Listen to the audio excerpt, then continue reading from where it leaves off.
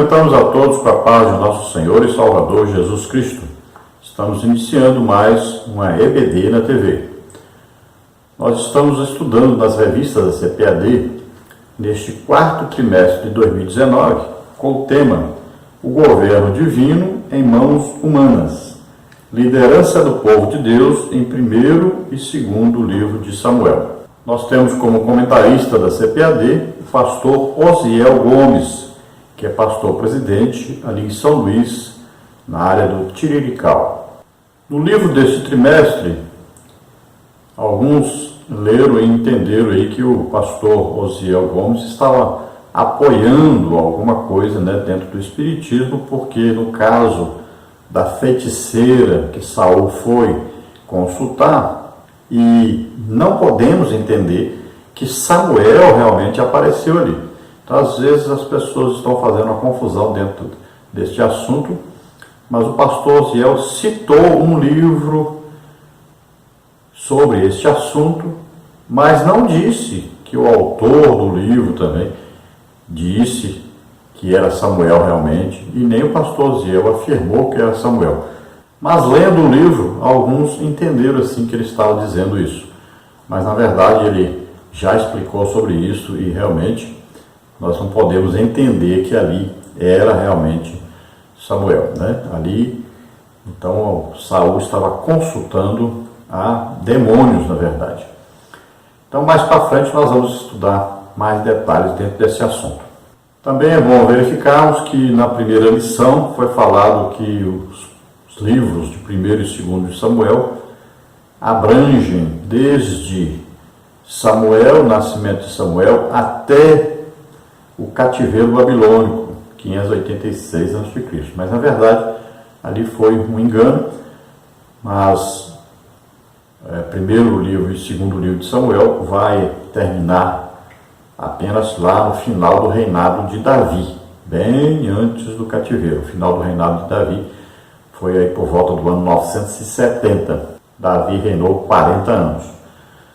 Também no dicionário, alguns estão consultando o dicionário bíblico aí famoso, mas lá no dicionário também, lá está constando que o segundo livro de Samuel durou 38 anos só. Mas olha só o reinado de Davi foram 40 anos, então também lá está errado. Então é sempre bom ler, prestar atenção direitinho, algumas informações contidas, às vezes em blogs ou em livros, ou então alguns dicionários antigos, às vezes está errado, então precisa prestar atenção para nós não errarmos juntos. Nesta lição número 2, nós temos aí também no subtópico 2 aí do tópico 1, um problema. Quando o comentarista fala sobre a bigamia, então ele cita aí Deuteronômio 21 e dizendo que a lei tolerava a bigamia, mas a palavra aí foi mal usada, Não é que a lei tolerava a bigamia, nem a lei nunca permitiu bigamia, nem mesmo para os reis. Se você ler aí Deuteronômio 17, você vai ver que uma das condições do rei seria exatamente não multiplicar para si mulheres, nem riquezas. Então, quando Deus criou Adão, e ele fez uma Eva com Adão, Deus instituiu o casamento monogâmico, um homem e uma mulher. Então, todos aqueles que tiveram 2 mulheres ou mais estavam em desacordo com Deus. Então, preste atenção nisso. O casamento é monogâmico. Deus nunca desejou que alguém se casasse com mais de uma mulher, e nem uma mulher com mais de um homem. Então, aí a bigamia é condenada pela Bíblia e nós não podemos apoiar. Então, não confunda aí, porque está escrito que a lei permitia. Não, a lei nunca permitiu bigamia. Então nós vamos falar hoje sobre o nascimento de Samuel, um líder profético, porque Samuel foi um tipo de Cristo. Ele era sacerdote, ele era profeta e ele era juiz. Veja bem que Jesus também, durante o milênio, lá diz que Jesus vai ser também sacerdote, profeta e também juiz, porque ele julgará as nações com vara de ferro. Então Samuel é um tipo de Cristo. Samuel foi para Israel, então, juiz, o último juiz, né? Terminou ali o livro de Juízes, Samuel assume, então, aí como juiz. Alguns dizem que 5 anos após a morte de Eli. Também Samuel é o profeta de Deus. É ele quem recebe as ordens de Deus, as orientações de Deus para o povo de Israel. Então ele representa Deus no meio de Israel. E também ele é o sacerdote. Veja bem, Samuel não era descendente de Arão, ele era descendente de Levi, ele era da tribo dos coatitas, né? Os coatitas tinham a função de carregar, por exemplo, a mesa dos pães da proposição, o altar de incenso, o candelabro. Eles tinham também que proteger isso. Mas quem é que colocava a mão nesses objetos? Nunca seriam os coatitas. Eram os filhos de Arão, os descendentes diretos de Arão, que eram os sumos sacerdotes, e aquele que não era o sumo sacerdote ajudava o sumo sacerdote. Esses, quando o tabernáculo era mudado, então eles andavam de costas, né, pegavam ali aqueles panos, né, aqueles tecidos, cobriam a arca, cobriam todos os utensílios do tabernáculo, principalmente então do lugar santo e do Santo dos Santos, e os coatitas é que vinham, então pegavam nos varais e carregavam aqueles objetos. Tá? Então esse era o trabalho dos coatitas, era um trabalho muito importante, e o trabalho daqueles que se chegavam mais próximos, então, né, da arca e dos outros objetos que ficavam no lugar santo, que é ali o candelabro, o altar de incenso, a mesa dos pães da proposição. Nós sabemos, então, que Ana, ela doa Samuel para Deus, e ainda diz que navalha, né, não passaria na sua cabeça, então não poderia cortar o cabelo. Ele era nazireu de Deus, ele não podia beber vinho. Então veja só, ele é consagrado a Deus. Então olha só, o sacerdócio de Samuel agora é o mesmo tipo de sacerdócio lá de Melquisedeque, é o mesmo tipo de sacerdócio de Jesus. É um sacerdócio de uma vida totalmente entregue a Deus. E juridicamente Samuel agora é adotado então pelo sumo sacerdote Eli. Então ele já era descendente de Levi, poderia ser levita, era um coatita, poderia então ajudar ali. Mas ele não poderia assumir como sumo sacerdote. Mas quando Eli o adota, então agora ele pode assumir como sumo sacerdote. Veja só que ele é um tipo de Cristo até nisso. Jesus é chamado descendente de Davi, né? Até filho de Davi ele é chamado então na Bíblia. Veja só, mas ele é filho de Davi? Não. Ele é descendente de Davi, humanamente falando? Não. Como é então isso? É porque ele foi adotado por José. Então, quando José o adota, ele passa a ter legalmente o direito a ocupar o trono de Davi, porque José era descendente direto do rei Davi, era de Belém. Veja só. Até nisso, Samuel é um tipo de Cristo, porque ele assumiu o sumo sacerdócio sem ser descendente direto de Arão. Então era preciso explicar esses detalhes primeiro para nós entrarmos na lição. Eu sou o pastor Luiz Henrique e nós ministramos palestras para professores, superintendentes, né, os alunos, os interessados em escola bíblica dominical. Ministramos também sobre dons do Espírito Santo. Deus me concedeu dons de curar. Nós ministramos sobre missões. Eu fui missionário, pela graça de Deus, abrimos 8 igrejas. Também ministramos sobre escatologia, ministramos sobre família. Você pode até dividir as palestras sobre idosos, jovens, casais. Então, nós ministramos aquilo que você quiser que seja ministrado aí na igreja. Então nos convide, nós estaremos aí. Você entra em contato conosco. Eu não dirijo igreja e não sou funcionário da CPAD, como alguns imaginam. Então, os irmãos nos convidem, nós vivemos assim das ofertas que os irmãos nos doam. Eu estou desempregado já há 3 anos e meio e nós atendemos então os convites dos irmãos e vamos onde os irmãos nos convidam. Você pode nos convidar e nós estaremos aí.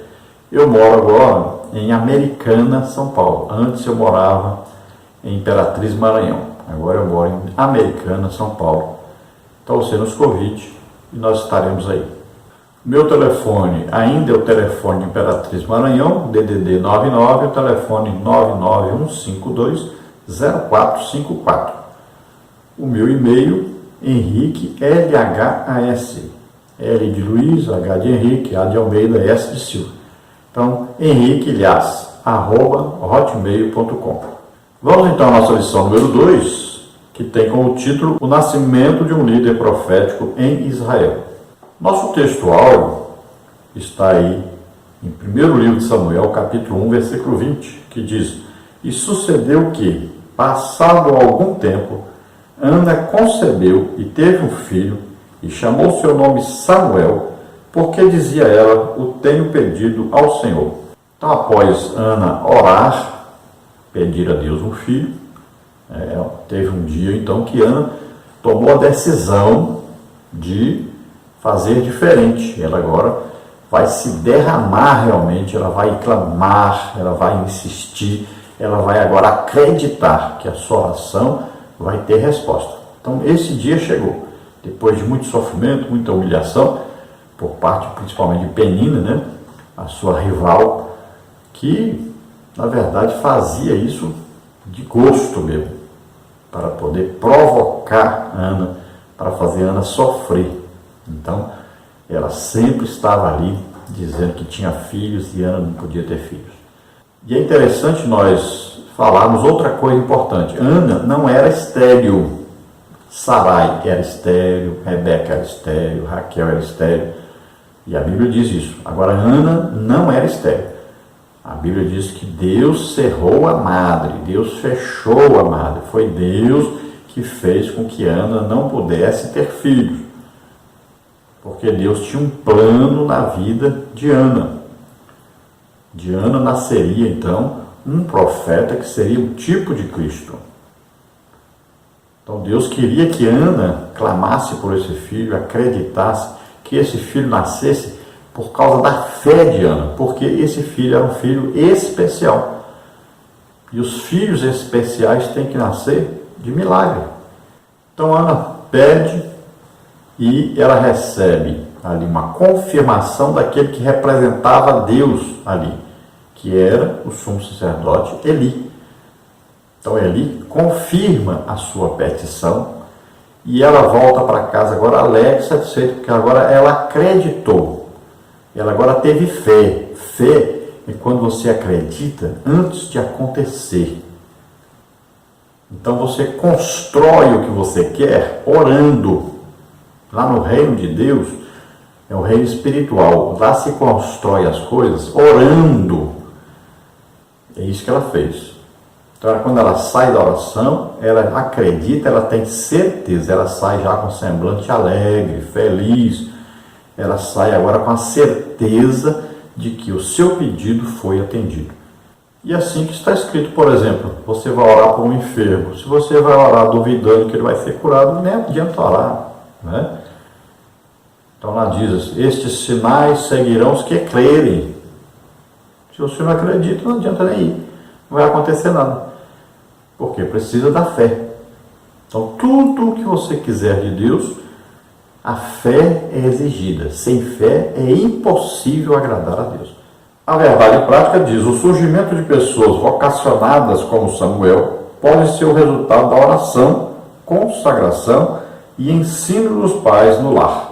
Então nós vamos ver o ministério aí do profeta Samuel e nós vamos ver que Samuel é um homem tremendamente íntegro, um homem que foi uma bênção para a sua nação, um homem que fez a transição entre a época dos juízes e a época dos reis de Israel, né? Entre então o juizado e a monarquia. Samuel fez aí uma transição também de uma maneira de Deus exercer sua autoridade sobre o povo de Israel. Antes ele era representado então por Samuel, um profeta, um homem muito íntegro, e agora ele vai ser representado por reis. E esses reis deveriam seguir o que estava na Bíblia, obedecer, ler sempre o que estava na Bíblia. Esses reis deveriam ser homens muito íntegros e homens que ouvissem a voz de Deus, seguissem a orientação de Deus. Então, enquanto Samuel estava vivo, Deus mandava as orientações através de Samuel. Quando começa então o período do reinado, os reis deveriam eles próprios ouvirem a voz de Deus. E quando fosse necessário, eles poderiam também consultar um profeta, que sempre houve, durante o reinado, estava ali um profeta, para ser consultado caso fosse necessário. O importante era que o rei desejasse seguir aquilo que Deus queria. Mas nós vamos ver que o próprio Samuel, quando está velho, ele também deixa de consultar a Deus para a sua sucessão. Nós vemos que Moisés orou a Deus e pediu a Deus um sucessor. Mas quando Samuel está velho já, está na hora de deixar de ser o profeta de Deus, está na hora já de morrer, né? Então ele deveria ter consultado a Deus, pedido a Deus um substituto. E não fazer como o Josué, que morreu e não deixou um substituto. Ele não pediu também, não orou, não pediu a Deus um substituto. Acabaram ficando, né, anciãos, e o povo caiu na idolatria e causou um grande prejuízo para todo o povo de Israel. Então Samuel deveria ter consultado a Deus, mas Samuel faz o quê? Ele coloca os seus filhos, assim como hoje se faz por aí, né? Então eles fazem o que parece mais fácil, né? Coloca o filho. Então Samuel fez isso, colocou os filhos, mas os filhos não estavam de acordo com aquilo que Deus queria. Deus não escolheu os filhos de Samuel, porque eles não eram pessoas boas. Então quem tem que escolher é Deus, tem que confiar em Deus. Veja bem lá, em Antioquia, né, estava ali Paulo, estava ali Barnabé, havia ali profetas, mestres, reunidos em jejum e oração. E o que a Bíblia diz? E disse o Espírito Santo: separa para mim Barnabé e Paulo para uma obra que eu tenho para eles fazerem. Quem disse? O Espírito Santo. O que eles estavam fazendo? Orando e jejuando. É assim que é o modelo bíblico de fazer essas coisas. Então, para você colocar alguém em seu lugar, você deve entrar no período de oração, de jejum, e ver o que Deus quer. Ele é que vai dizer quem Ele quer que fique no seu lugar. Então existe aí uma chamada eclesiástica, uma chamada humana, e existe uma chamada divina.